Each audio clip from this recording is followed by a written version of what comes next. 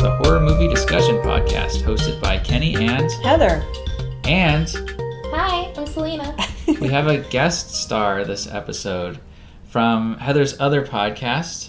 You want to tell us about that, Heather? Yes. So our podcast is called Hauntings and Homicide, and it's about paranormal true crime. It's airing 9 p.m. Eastern Time. No, too specific. Oh. It's Thursday mornings whenever we get around to posting. Thursday mornings. I think they usually come at like 8 a.m. Yeah. I think it's pretty... You wake up way too early for me. Well, it's Lana does it. Oh, got it. I don't... Once it's edited, it goes to Lana, and then basically once we're done. We don't do it. Anyway, that our episodes come out on Thursdays, and the last episode we did was about Amityville, which by the time this airs, that will have already aired. So this is a big crossover event, sort of like the Marvel universe. Mm-hmm. Or like Smash Brothers. There you go. Yeah, like Smash Brothers. So are we technically talking in the future? Uh-huh. Oh, cool. Yeah. As of recording this, you guys have recorded the Amityville. And it will have aired, because it's airing on Thursday. But as we're talking in this moment, it has not aired. No, not yet. But it is coming out, and so this one will come out at similar time. Yeah. We wanted to do, or some of us wanted to do Dark Water to coincide with a different episode that you guys did, because that movie also had a sort of real-life connection. To Elisa Lam, yes. Although you just told me 5 minutes ago that we were talking about different movies. Well, you were thinking of the remake. I didn't know it was a remake. And the plot presumably is the same, so it would be a connection to both of them. But I actually never knew it was a remake either. When we were researching Elisa Lam, only the 2005 one came up. Oh, really? When did the other one come out? 2002. It was even earlier. Oh. But I don't know if there's as many coincidences in that one, because remember there's a lot of names and stuff that were coincidences. Oh, that's right. Well, we'll have to see if we ever get back around to doing a Dark Water episode on CINEMATICON. But for today, we are doing the Amityville Horror from 1979. So this is a questionably classic horror film. It's definitely old, but we'll have some things to say about the quality of the film. It's a well-known film. It got a remake. I think it got a bunch of sequels. It in did. the 80s. Definitely a lot of They remakes. looked really and shit. cheesy. The graphics to them looked really cheesy. What, all the other ones after this? Yeah, because when I searched it up on Amazon, you know how the other ones come up, and I was like, ooh. Well, this one was already pretty bad, so... Yeah, so let's just tell the listeners a few basic facts about the film. It came out in 1979. It was directed by Stuart Rosenberg. It was written by Sandor Stern. I love that name. Sounds like a Game of Thrones character. Yeah, it's my favorite Game of Thrones character is the Hound, Clegane. Sandor Clegane. And I didn't know Sandor was the real name until just today. So that kind of made my day. But it was based on a supposedly nonfiction book of the same title by Jay Anson, which Heather has read. Most of I it. have not read a page of it, so it'll be interesting to talk about the connections between the book and the film. The film stars James Brolin, that's Josh Brolin's father, and Margot Kidder, who horror fans like me will recognize from Black Christmas, and non-horror fans may recognize as Lois Lane in the Superman film, the original one. And it's got a musical score by Lalo Schifrin. I'll do a little plot summary here. So, spoiler alert, if people want to go watch the film and come back, do that now. In an ominous-looking house in Amityville, New York, a man kills his wife and children with a shotgun in the middle of the night. Several years later, George and Kathy Lutz move into the house with Kathy's 3 children. Over the next few weeks, strange things happen around the Lutz household, suggesting that the house is haunted. A priest comes out to bless the family's new home, but is assailed by flies and runs away. He investigates the spooky history of the house and tries to get the Catholic Church to authorize some action to help the Lutzes, but is unable to warn the family because the hand holding the telephone gets mysteriously burned when he tries to call them. One creepy happening after another causes the Lutzes to unravel emotionally and eventually to decide to leave the house. Okay, so I have a correction for you. okay, did I get something wrong? Yeah. He killed his parents and his siblings. 4 siblings? He was like the oldest kid. Oh, really? Yeah. Okay, so we're talking about the guy in the beginning of the film, the very first scene. It's not his children. It's his siblings. His siblings. And his parents. But some of them were little kids. Yeah. Yes. No, Big there was an age difference. Yeah. Oh, okay. Butch DeFeo.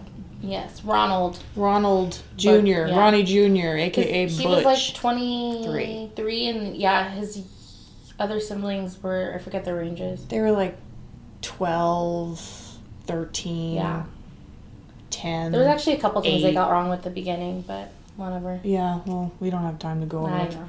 Sorry. Okay. We already covered all of that, so if you go listen to our podcast, and you'll find all this out. All right. So, general thoughts about the picture? How did you find it? Are you referring to the film in general? As the picture? motion picture that we have seen. It happened. Mm-hmm. We saw it. The pictures were moving. Mm-hmm. I think they did a great job with that. There weren't any parts where I felt like, okay, I can see the flicker. I know that this isn't really moving. It's just a series of still You're really images. breaking this down to bare bones, huh?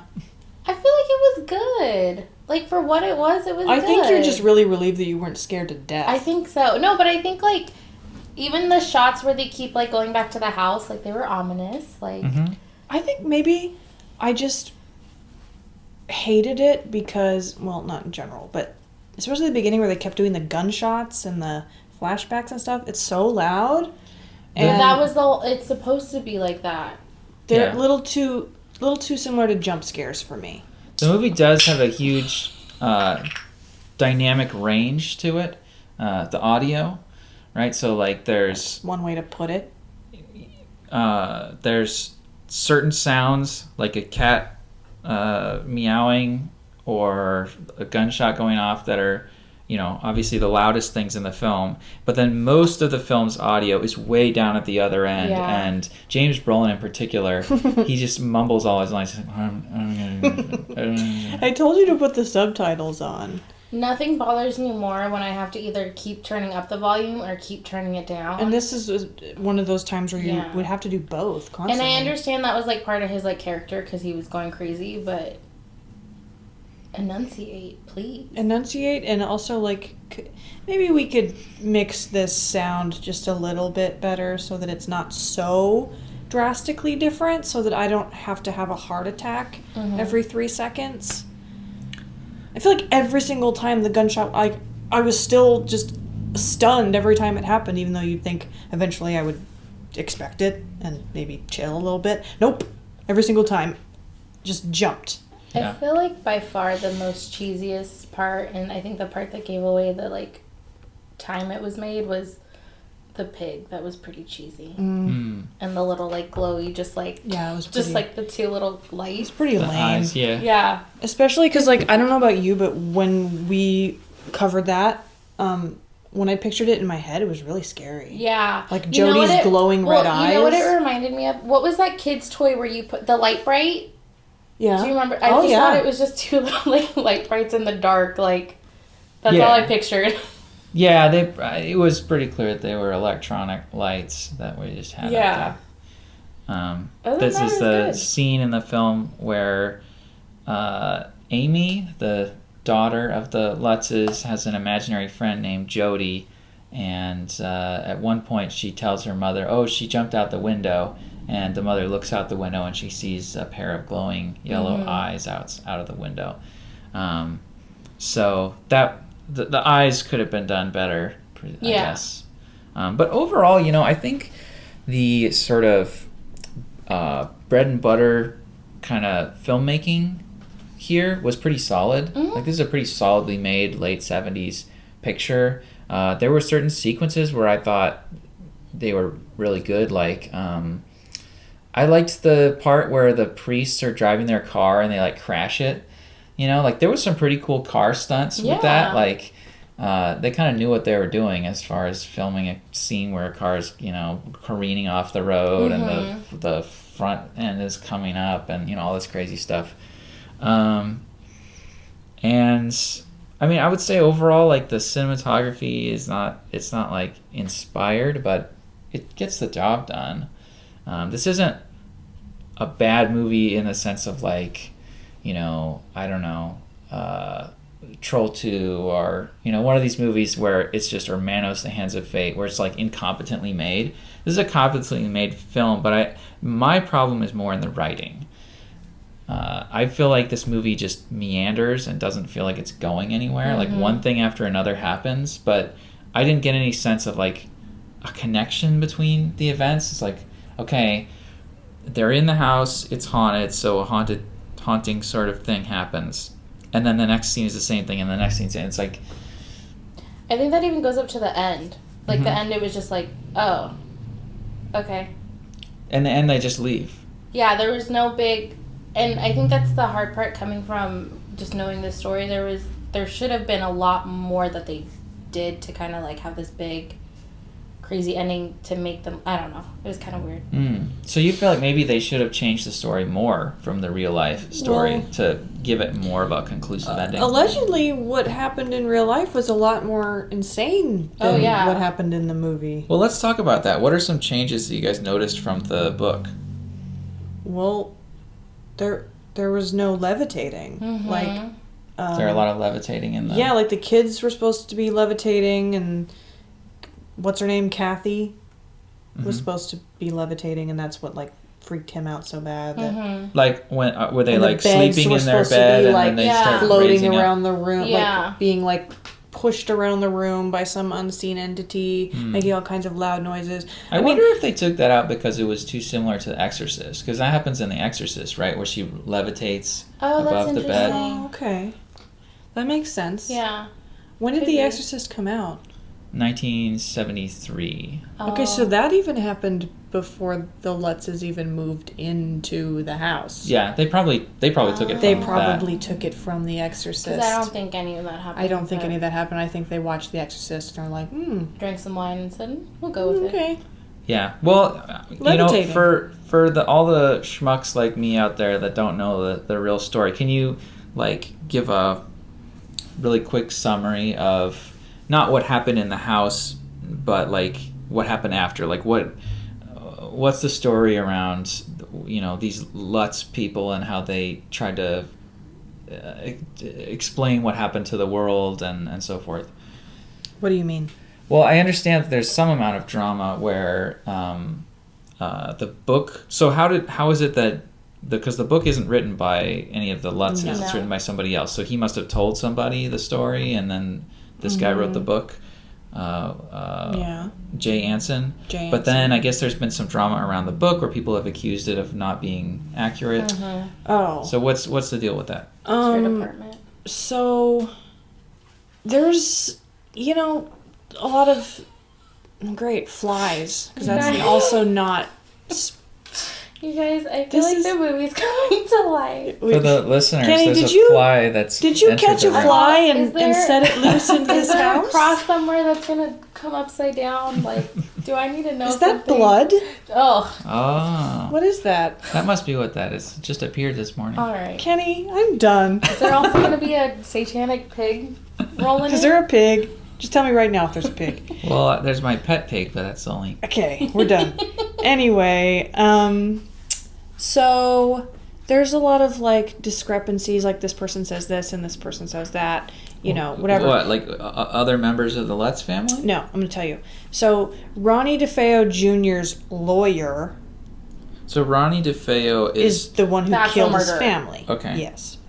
He says that he originally wanted to have he wanted someone to write a book about it, because I guess he had, like, created some kind of relationship with the Lutzes for some reason. I don't really know why.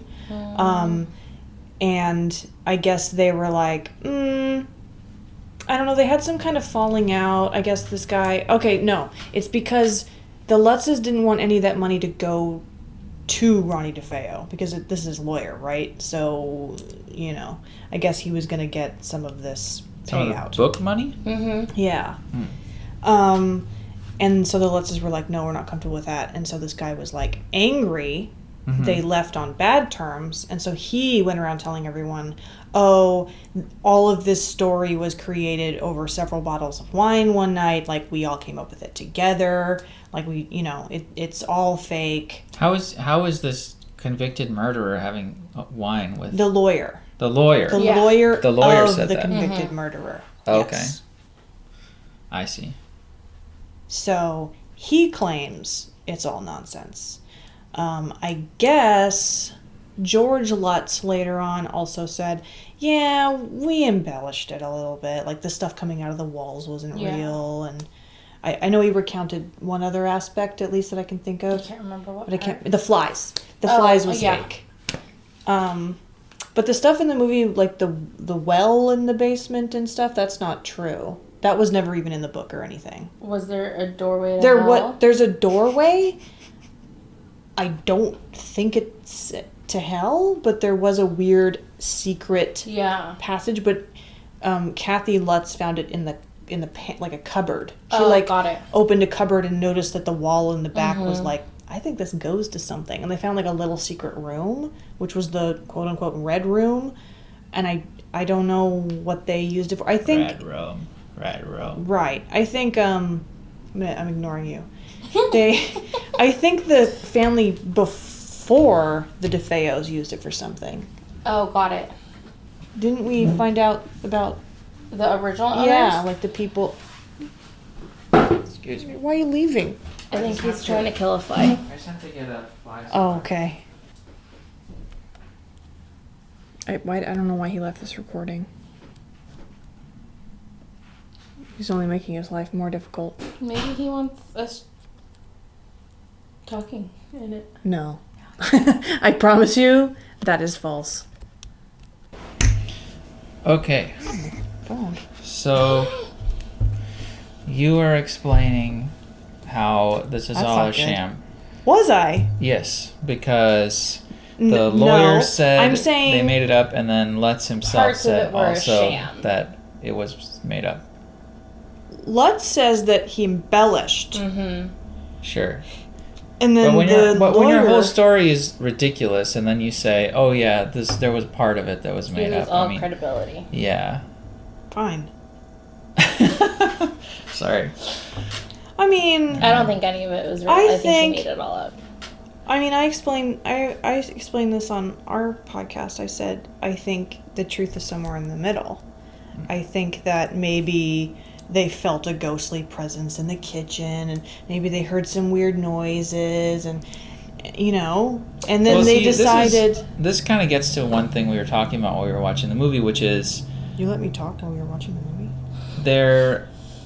There are sort of clues in the movie almost that make me feel like, well, I don't know if any of this is from the book, but it kind of seems like the ghost or whatever that's haunting the house is really just the failings of the individual characters, like the George Lutz kind of can't get it up in bed, and so it's like, oh, that damn demon. And then he's like not paying attention to his business, and it's kind of not doing well, and it's like, oh, the demon again. And the kids are misbehaving. They're like tormenting their sister with the little spider demon. It's like it just seems like, and then the one guy misplaced his money, right? He needed the money to pay. They're having a wedding for Kathy's brother, and the brother misplaces $1,500 that he needed to pay the caterer, right? And then did I make that up, or did he really say caterer? Because I know it was the caterer. It was the caterer. Okay. Yeah, in the book, I think it's the venue, like to rent the venue, but whatever. Oh, maybe it's all. I do have. Why did they circle in on then the little dragon guy? I don't know. Yeah, Mal. Did he?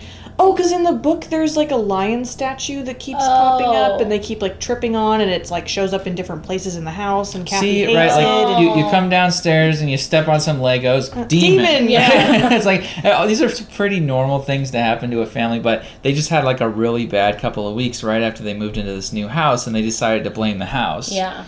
I mean, in the book and in real life, they only made it 28 days. Yes. That's it. Yeah. Not even a whole month. I'm still going with my same theory. Why even, let's just say it really was haunted. Why would you move your family into a house that 6 people had been murdered in less than a year ago? Because it was really cheap. That's fine, but why would you do it? You're just inviting danger into your life. Because they're... I would do that. Who they're cares? white. Yeah, no, I'm good. I'll Right? I'll pass. Absolutely not. I'll pass. It did come with a boat, though. And a boathouse. And a boathouse. I guess he's like, that's what he's doing at 3 a.m. is he's going out to the boathouse. Yeah. I was He's never obsessed. clear on what he was up to. He was there. obsessed with the boathouse. They didn't make it clear, because I think they didn't show him going to the boathouse till the last night. Which, right? I don't think they showed it in the movie. Yeah, they showed him out there and he was like doing something with a rope, and I was like, what is he doing out there? Yeah, but like that's the thing. He was supposed to wake up at 3:15 every night because that's when the actual murders happen, and he was going to the boathouse to do something because that was where he was fixated on, which is weird because there's no connection to the murders in the boathouse, I don't think. Yeah, it was kind of weird too that he's got this thing with the axe where he's menacing people with the axe, whereas the earlier murder was with a shotgun. Yeah. So the parallels aren't as direct. Although in other ways this reminds me a lot of The Shining, which came out in the next year. Okay, although the book had been written before. I was going to ask you guys that actually, because with the end scene with the door. Yeah. Where there's got the children sort of like huddled inside of this room. They've got the door locked, and George Lutz is outside, kind of ramming the door with the axe, like, "Here's Johnny." It's a very similar sequence. Like the exact same way too. Yeah. Like even the placement on the door. Yeah. Well, like, this the way the shots are set up, where we're seeing the door from the inside with the chips of wood starting to fly. Yeah, that's a similar sequence. There are other things that reminded me of other movies. And to the film's credit, there are movies that came out after, like Poltergeist also came out after. I think it was from 1982. You got this sequence with the near the end when the window gets crashed through by the tree. Do you remember that part? Listen, I thought Poltergeist was so weird that my brain threw it in the trash. So I can't. It's gone. Well, one thing that happens in Poltergeist is that there's a scary tree outside of the kid's window that he's scared of. It looks like a scary face to him. I remember that. And then at the end, there's like a big storm, and the tree arm/branch crashes through the window. And that happens at the end of this film too. The tree crashes through the upper story window of the house. So there are a lot of things. The blood dripping, you see that in other movies too, right? So there's so many like horror tropes in this. It kind of just ticks all of those boxes that you would expect. And I feel like a lot of these sequences, they work pretty well as individual scenes. It's just that the larger structure is not there. There's so much unnecessary bullshit in this movie. Yeah.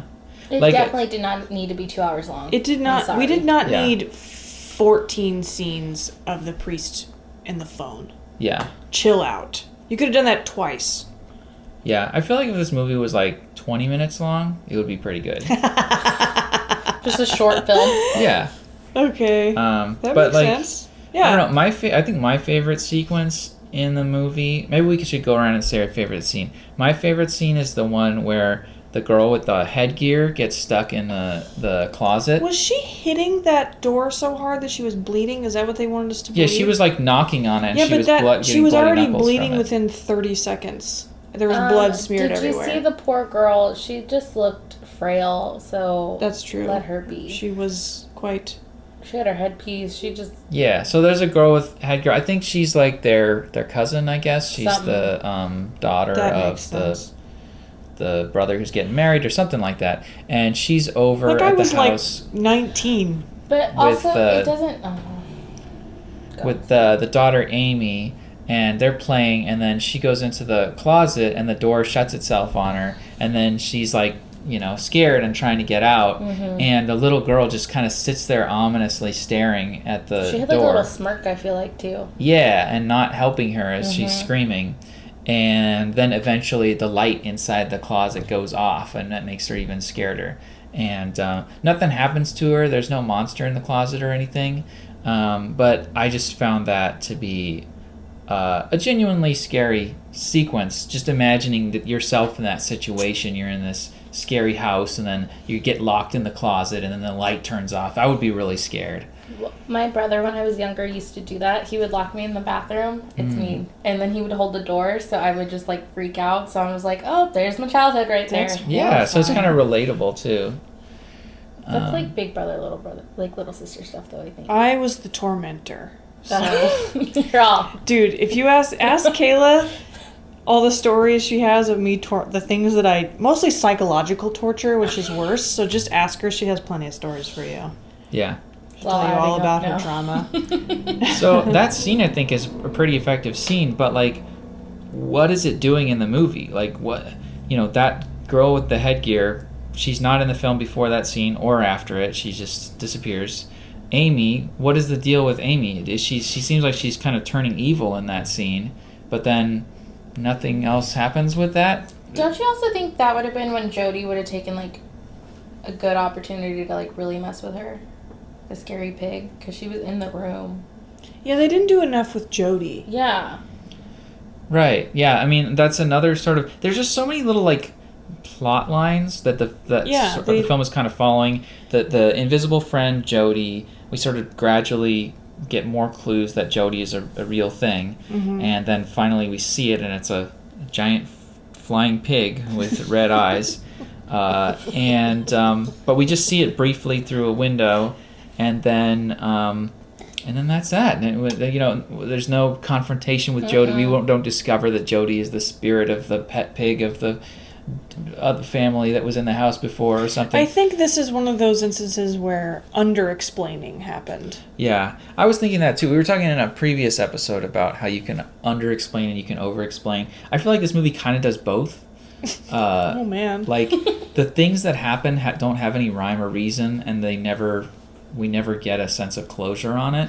But at the same time, I feel like, I don't know, the direction that a lot of these kind of movies go with this sort of story is that at first there's scary things happening, and, you know, they start small and they get bigger and weirder, and that drives the characters to try to figure out, well, what is the history of this house? What happened here? How are these things connected? And then if it makes sense in the end, more so than in the beginning.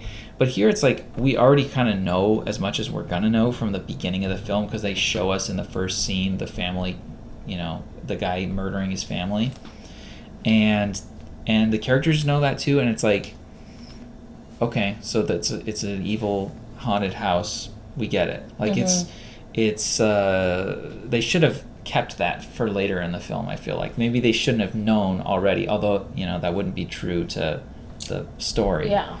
They shouldn't have known what the deal was. It should have been a normal house. Like, that's what happens in Poltergeist, right? They think it's just a normal suburban house, and then it's revealed near the end of the film that it was built on an Indian graveyard, and they moved the tombstones, but you didn't move the bodies.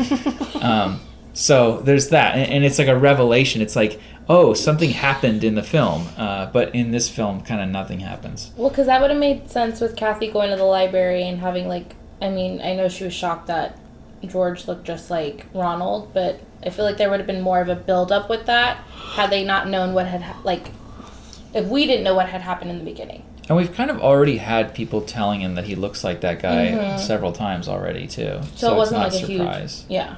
Yeah. Mm-hmm. Yeah. They ruined that big reveal. Mm-hmm. Oops. Which that's another thing that reminds me of The Shining, right? Is like he looks like the previous guy that killed his family, and then at the end of The Shining we see that the photograph from 1920 where Jack Nicholson's in it. Mm-hmm. So Which is a fantastic ending. Yeah, nothing wrong with these tropes. You just have to put them you together have into to an do actual it movie. right. If you fail, it's nonsense. Yeah. So, I mean, did you guys get a sense of some kind of themes or commonalities that connect the different scary things that happen? No? I was trying to think. I mean, I could only really think of very general things, right? Like, they tend to be sort of like bodily kind of gross things a lot of the time, right? Like a pig is kind of like a gross How dare animal. And the flies are like a thing that reminds you of decay and death in the body. And the nun is like puke screaming after she drives away. The poop in the toilet. Like, We haven't even gross. mentioned all the clergy in this movie. This house is like, in addition to being haunted, it must have something that just attracts clergy to just wander around in the house. Well, the nun... There's a priest and then there's a nun who just show up and they just start walking okay, around the in someone nun- else's house. It's not your house. The nun is Kathy's aunt. Okay. And in the book, she's actually a former nun who now has kids and stuff. But they really wanted that imagery for the movie. Yeah, I really felt like they still. played up the religious aspect because of probably The Exorcist. They wanted to get in on that. And The Omen, the satanic panic kind of thing that was going on in the late 70s. Mm-hmm.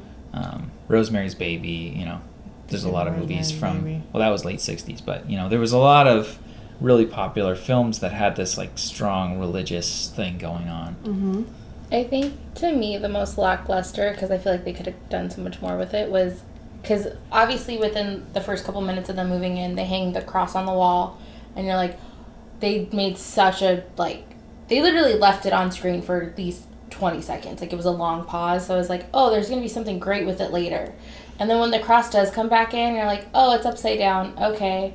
And then they held it for a couple minutes and dropped it, and then I was like, oh. Yeah, it was lame. Yeah, and that's another sort of direction they could have gone with a story like this, right? It could have been a story where they, like The Exorcist, where they've lost their religion, right? They're no longer going to church, and then these things happen, and they find their faith, and they use that to defeat the evil at the end, or something. Like, you have to have, like, an arc for your characters or for your story where things change, other than just you finally decide to leave the house at the end. Yeah, it felt like there needed to be, like, another scene or something. Like, they needed to wrap it up better than they did. It was like, wait, that's it? Very anticlimactic. Yeah, I felt like the ending was one of the weaker parts of the film because... It's like, okay, for what then? Like, what's... They just leave the house and that's it. Well, yeah, but when he goes back for the dog, you're like, oh, this is where it's going to go down. And then you're like, oh, you just fell? Oh, okay. Yeah, like, everything in the movie... Well, first of all, there's been no real, like, build up to this ending, right? It's just like, it's just the end. It's getting close to 2 hours, so it's time to wrap things up. There's no, like, sequence of events that has led to a climax per se, but the filmmaking with the quick cuts and the musical score ramping up, it's all telling us that, like, this is the climax of the film. And normally at the climax of the film, you have the characters encounter really frightening obstacles that they have to somehow, reach down into their inner depths of their character and pull out something in order to succeed. But here, like, the big obstacle at the end that the family faces is the door to the house won't open, but then it does. Yeah. Like, they just try it again, and then it opens. Like, and then they get in the car, and it's like, oh, now the car won't start. But then they just find the keys, and then they're fine. And then, the same thing. He goes back in and to get the dog, and he, like, falls into a pit of black goo, and then he just climbs out, no problem. And then he, I guess the door won't open again, so then he has to, like, throw a chair out the window and go out the window. So yeah, it's just these very simple physical obstacles. There's nothing, more interesting or more dangerous to the characters than that going on at the end. Really, the dangerous thing was when George Lutz was going nuts and, like, trying to hack people with the axe, right? Like, again, that's another way you could go with the story is The Shining, where the one character just goes completely nuts, and then the story is about how do we get away from this guy and not be killed. But they didn't do that either. So it's like every sort of turn, they had so many opportunities to do something that would make dramatic sense, and they just did not. Even if he kept the axe and, like, that's how he got out at the end, like, that at least would have been a little bit better. But they just kind of dropped it and was like, so he had this fascination with it, and then nothing. He, like, became self-aware and, like, broke out of the trance he was in. And it's like, okay. Yeah, I guess he kind of did when he almost chops Kathy.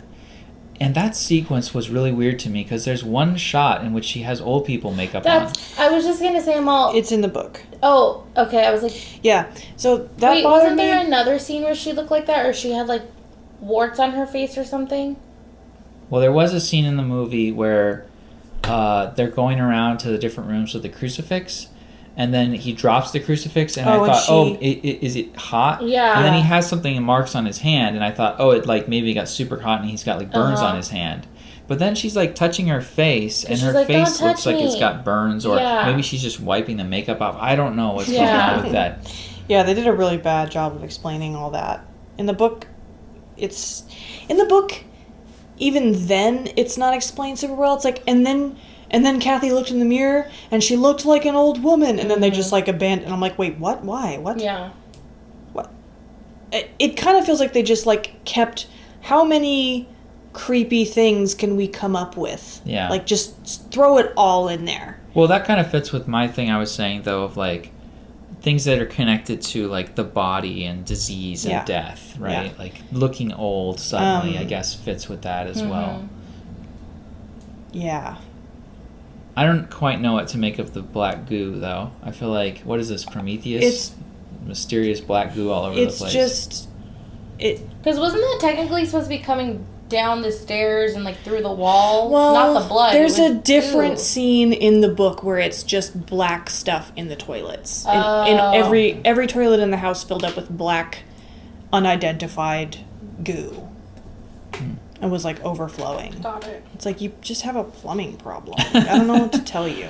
Right. But then the thing in the... Was that one of the final straws? Was, like, green goo coming down the stairs? I think that's what it was.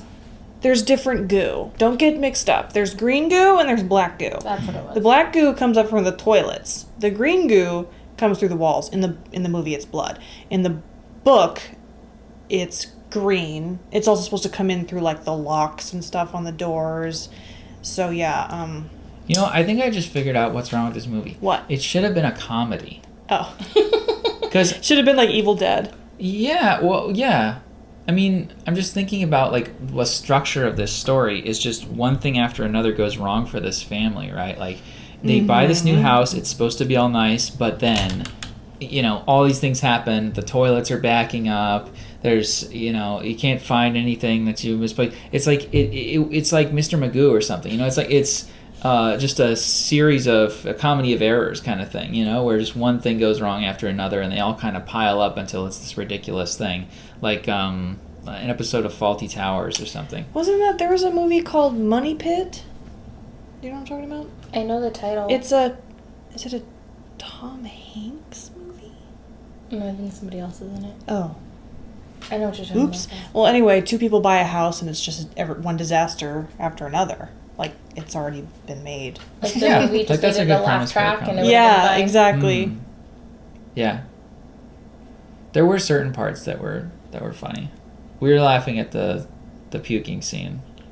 I'm 12 years old. I always think sex scenes from back then are so awkward to watch. Oh, it was awkward as hell. Because it's like a shoulder. And there was like 4 of weird, them. Yeah, and I'm it's like, really why? awkward. Because you can't like show any of it, but it just, like, that made me laugh. And I'm like, yeah, just don't put it in. It's like they were trying really hard to make it so erotic, and I'm just like... And then the kid comes in. But, like, she's not really freaked out. She's just like, No. oh, okay. Puts his, like, flannel on. Is like, let me take you back to bed. I'm uncomfortable. So that was kind of an interesting moment. That's like the Oedipal primal scene where the kid walks You're gonna get in on the Freudian parents. up in here? Well, I was trying to grab onto something that going on thematically in this movie, right? You're reaching too hard. Yeah. You're not gonna get anything. I was gonna say, actually, I wish there was a little bit more with, speaking of what was her name, Amy? Because then when the mom takes her back to bed, or no, was that another night? Maybe George closes a window or something, and he sees just the, like, Raggedy Ann doll just, like, sitting on the chair. Ooh. Oh, yeah, I liked that little doll. It's an allusion to Annabelle. Well, that's what I thought of immediately. I was like, ooh. But then... Nothing happens with the doll. Nothing happened. Yeah, they should have... they should have Easter explored egg. that plot line with the little girl. That was interesting. Yeah. She could have been like their conduit, their Totally. way of Yeah. communicating with the thing that's in the house. Mm-hmm. Nothing. It was very lackluster. Let's see. Is that an Annabelle doll? Annabelle was Raggedy Ann, yeah. Yeah. The original Annabelle. Yeah. The one that they use in the movies and stuff is not what she really looked like. They had to make her look more spooky and creepy. Yeah. Which is kind of funny, though, because it does tie in with... What are their names? Because they did go to the house.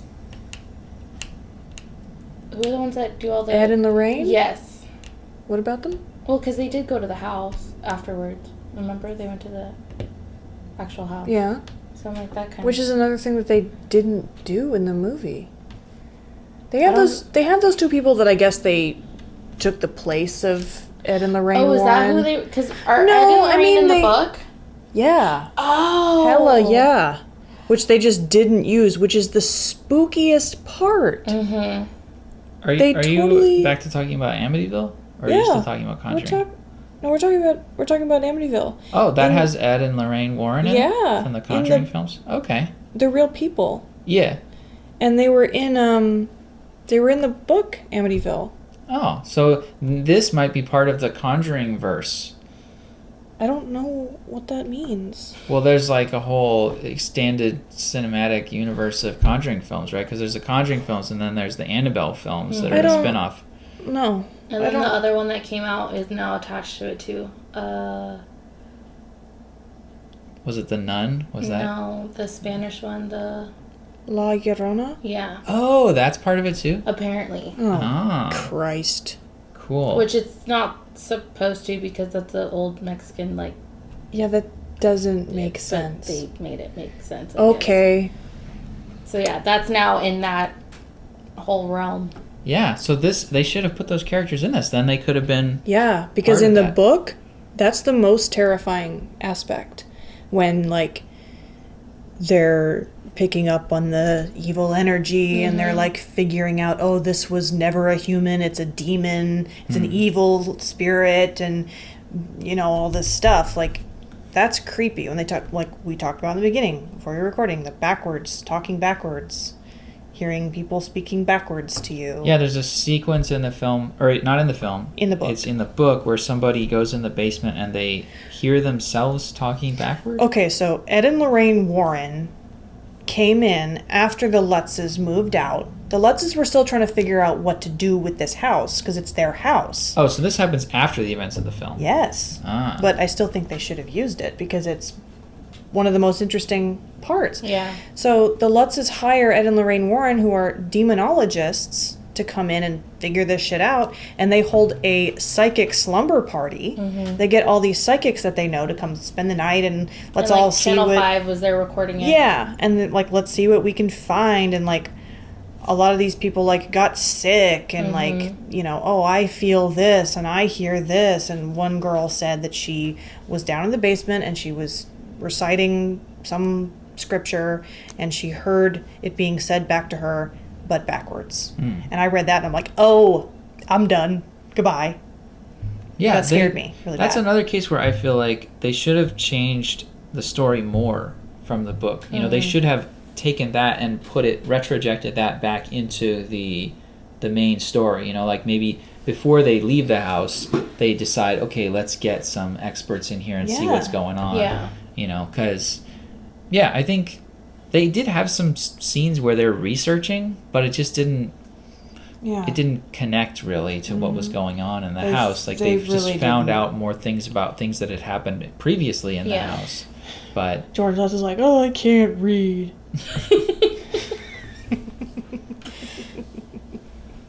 Oh, man. He was just a big baby. He was just cold all I the thought time. that they made him more of a badass in the movie than I pictured him as in the book. Well, he's a beefcake for sure. A beefcake. because when you look at him, you're like, oh, you're just some fat little, like, meh.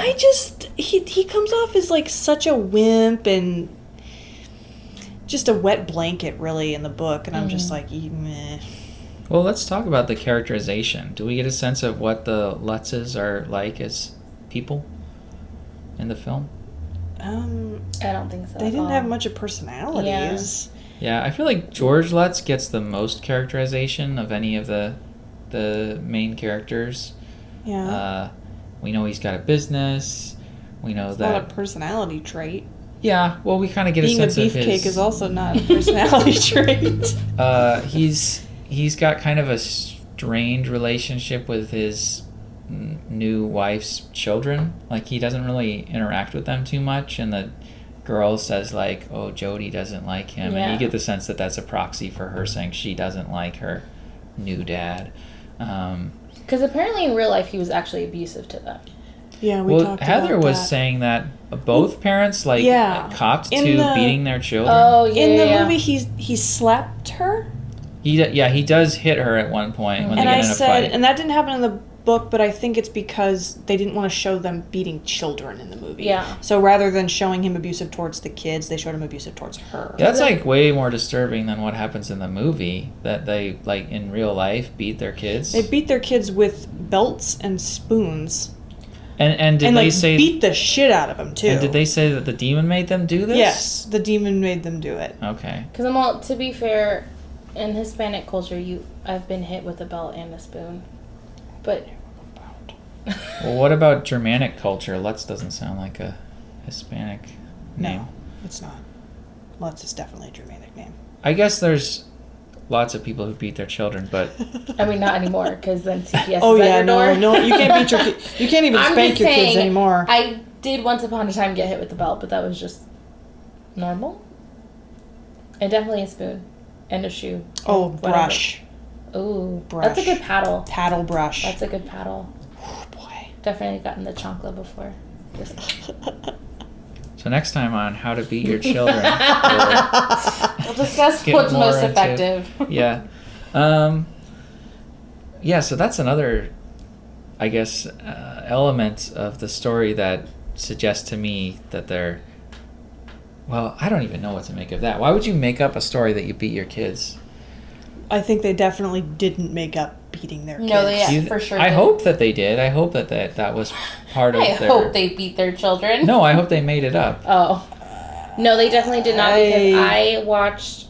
did he mention it in the documentary? I watched the documentary with the son, Celina Daniel. Watched the documentary. It's called, like, My Amityville Horror or something like that. I haven't seen it. Him and the dad just didn't get along. Or stepdad.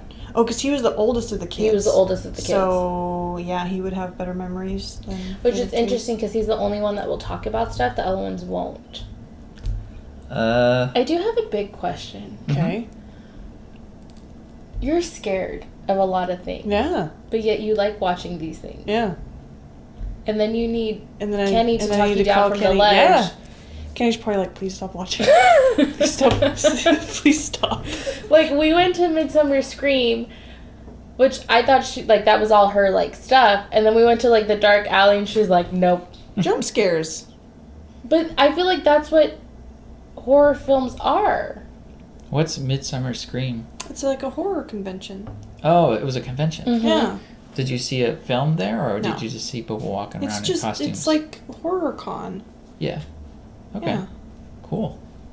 Totally. But that kind of freaked you out, just people being in costumes. She did not like the dark, no. foggy areas. No. There's like a specific part that's like all dark, and people like jump out at you and stuff. It's like where all the mazes and I the see. scary haunted It's houses. like one of those, what do you call, spooky houses at Halloween. Yes, a spooky house. Like a fun house thing. Yeah. Not my thing. Yeah. There was some cool stuff, though. Especially because we've been talking about The Shining. There was, They had a little door set up. She apparently does not remember any of it. I don't understand. But they had little photo ops. I think it's Mystic Museum. I think it was them that had it. But they had the door. It was like cut up or whatever, and then it said Red Rum. And like she was telling me all this yesterday. She's like, "Remember when we?" And I'm like, "No, no, not at all." And she went on, yeah. And there was this, and there was this, and I'm like, "What?" Did they have alcoholic beverages at this convention? Yes, they did. And I did say, I'm pretty sure you had just gotten a drink. Okay, and I think she was doing this with her drink at the time, trying to mix it up. I'm starting to formulate a theory about what happened. I think a demon must have been haunting you, and it stole your memories of that. Demon is called pineapple and vodka. Yummy. And vodka, so that explains it all. Listen. I don't expose you. Tito's wouldn't have done you dirty like that. I don't know. Remember what happened? Oh, that's right. Remember what happened that time that I thought that Tito's wasn't going to do me dirty? Mm-hmm. Yeah. Long story short. Never mind. Not important.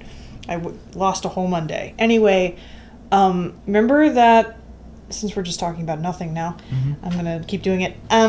Remember the thing I sent the last time I said, what is this then? Do you remember what that was? No, I don't know what you're talking about. Okay. Just like... I'm probably blocked. Oh, I see. You're referring to how you sometimes text me links to sightings of Bigfoot or something like that, and you say it to me. How do you explain this? And hey, I did have a friend that went up to the sequoias and swears on her life that she saw Bigfoot. Bigfoot is real. Don't worry about it. Bigfoot or Sasquatch? I forget which one. They're the same thing, I think. What I want to know is if there's more than one, are they big foots or big feet? I don't know. What if it's exactly like the movie that came out, where they just want to be our friend, but we're scared of them? Ew. You don't remember that movie? I mean, there's a... It's a cartoon movie called Bigfoot. There's an X-Files. It's kind of what I picture. Anyway, do you remember what that was that I sent you? The most recent one. Yeah. Was it like the little Martian kid that's like dancing in the somebody's driveway? Yeah. That was cute. Okay, so that was his response. I sent him this thing that literally freaked me the hell out. And I'm like, what is this? And he's like, oh, it's cute. I'm like, no. Like, what is it? He's like, I don't know, but it's cute. It's like a little toddler, but like more like gangly. Oh. Yeah, it looks like Dobby from Harry Potter, and he's just kind of like... Is he supposed to be an alien? Doing this. I don't know. Someone caught it on their, like... camera. Oh, their Ring camera? On their camera from, like, their surveillance, like, yeah, like the Ring surveillance thing. I don't know what a... Oh. But it's, like, just their video footage on their driveway, and it was just this little guy that comes through, and he's, like, what, like 3 feet tall or something? And I'm just like, oh. Maybe Dobby's real, and he just wanted to do I love Dobby. Didn't I said that to you. I said, like, I love Dobby, but I don't know. No one here is questioning your love for Dobby. Can I throw a sock on you randomly then? Dobby is a free elf. We should end it there.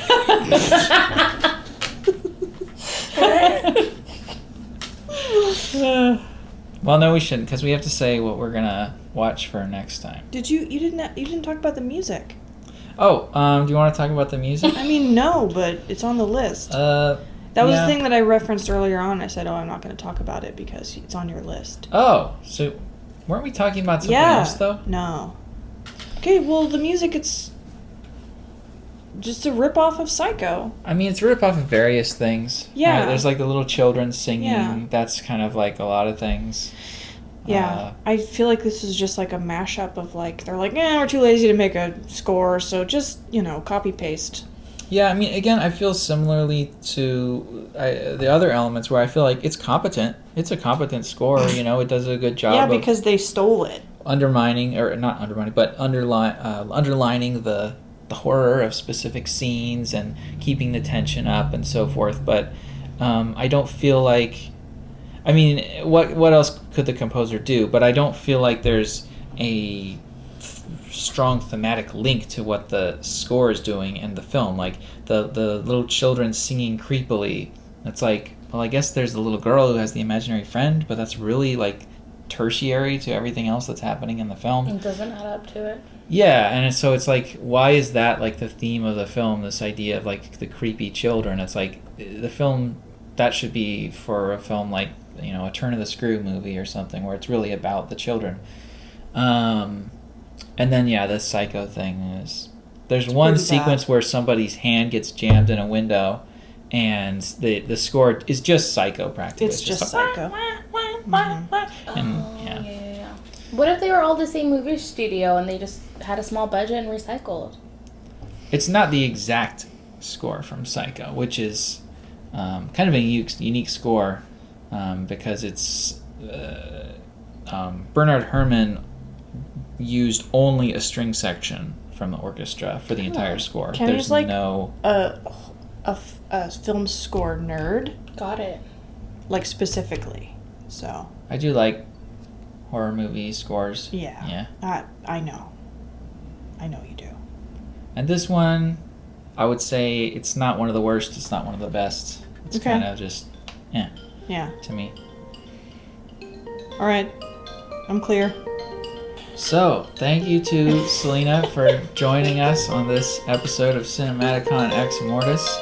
And please join us next time when we will be discussing Alfred Hitchcock's Psycho from 1960.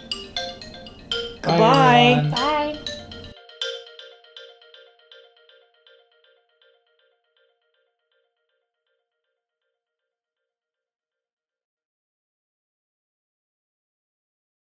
Well, we don't need to worry. We don't need to argue about it in front of everybody. Yeah. I know I'm almost a little uncomfortable. We're not really mad. This is all going to get cut. And he means that. It's not like us where we claim we're going to cut it and then we don't. And then our episodes are 2 hours long.